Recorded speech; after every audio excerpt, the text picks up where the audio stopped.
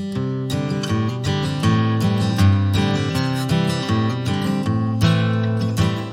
Rodney Reck, Tumwell, Iowa. Actually, it's about 4 miles east of Blakesburg, Iowa, and I farm and run a purebred Simmental operation.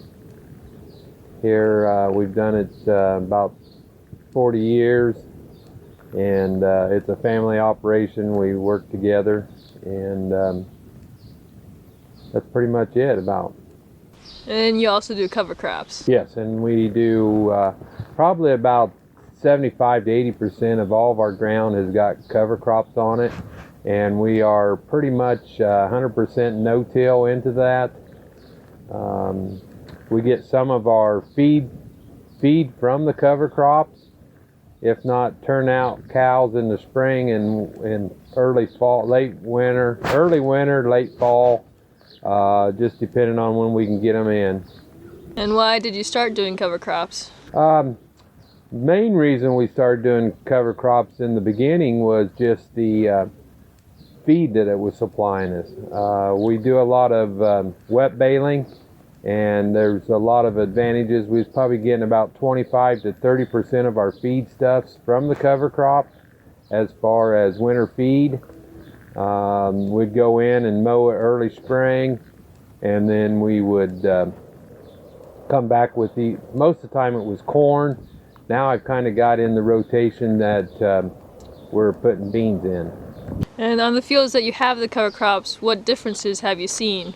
Well, the differences I've seen is more less erosion for one thing, and one of my goals is to always have something green growing out there, and the earthworm population is going up. My water filtration is getting better. I have worked with Jason Steele a little bit, and we're getting better penetration and losing some compaction.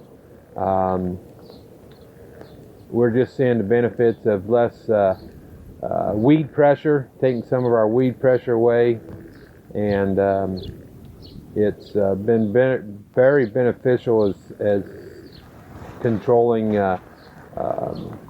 erosion, and I like it from that standpoint, and I just like seeing something green out there all the time if possible. And do you receive any financial help or aid for this practice? Yeah, so we'll work through NRCS and get some funding. In the beginning, I never worried about any funding, but it's available, so yes, we do get some federal assistance through the FSA, and then I have been participating with the Practical Farmers of America and working with them some, and so yes, we have received some funding. Would you have any advice for other farmers who would be interested in this practice? The only advice I have is it seems like every year is a different year. Try it and see. It might not work for your operation, but it works really good for the livestock end. I can see the benefits of the helping with the feed supplies. I have tried something different this year. I frost seeded some alfalfa right straight into some rye to see if it's going to work. So I mean, a lot of this is just trial and error. It either will work or it won't work. Don't do it on a big just start out little and go from there. I mean, my planter, I've had to change my planter. I mean, there's different things that you live and learn, and it's a work in progress.